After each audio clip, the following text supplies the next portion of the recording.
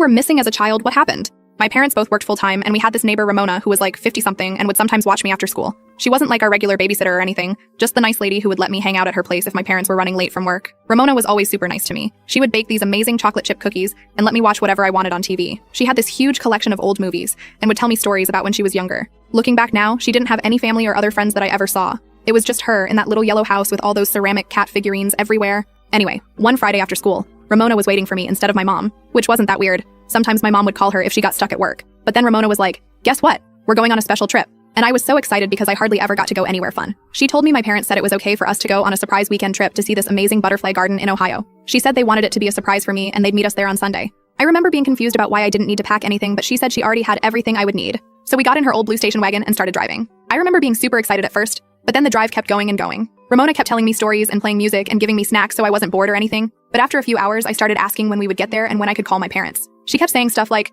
"Just a little bit longer," and "Your parents want this to be a special surprise, we can't call them yet." Then she started acting different. Like, she'd be super happy one minute telling me about all the beautiful butterflies we were going to see. Then the next minute, she'd get really quiet and keep looking in the rearview mirror a lot. We stopped at this motel that night, and I remember it had this weird smell, and the carpet was this gross orange color. Ramona wouldn't let me watch TV, which was weird because she always let me watch whatever at her house. She said the TV was broken, but I could hear sounds from the room next door, so I knew that wasn't true. The next day, we didn't go to any butterfly garden. Instead, we drove to this cabin in the middle of nowhere. She told me the butterfly garden was closed for cleaning, so we were going to stay here until it opened again. The cabin was dusty and small and had no phone. I started crying because I wanted to talk to my mom and dad, and Ramona got super upset. This is where things get really weird and scary, TBH. She started telling me that my parents actually didn't want me anymore, and that's why they let her take me. She said they were too busy with work and thought I would be happier with her. I remember just sobbing and her trying to comfort me, saying we could be happy together and she would never be too busy for me. That night I pretended to be asleep, but I could hear her talking to herself and pacing around the cabin. She kept saying stuff like, "They don't appreciate her," and "We'll be happy just us," over and over. On the third day, I was sitting on the porch while Ramona was inside making lunch.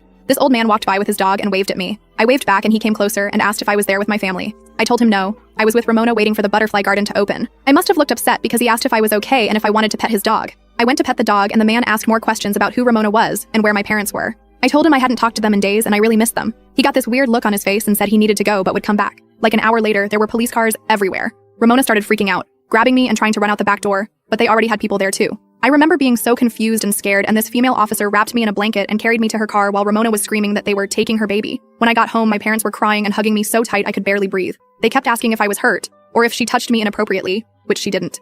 Everyone was treating me super weird and gentle, but from my perspective, I had just gone on a trip that ended badly. I didn't understand why everyone was making such a big deal. But turns out Ramona had been fired from her job the week before she took me, and my parents had never asked her to watch me that day. She had been telling people in town that I was actually her daughter, who had been stolen by my parents. She apparently had lost a daughter about my age years earlier and had convinced herself that I was somehow her child.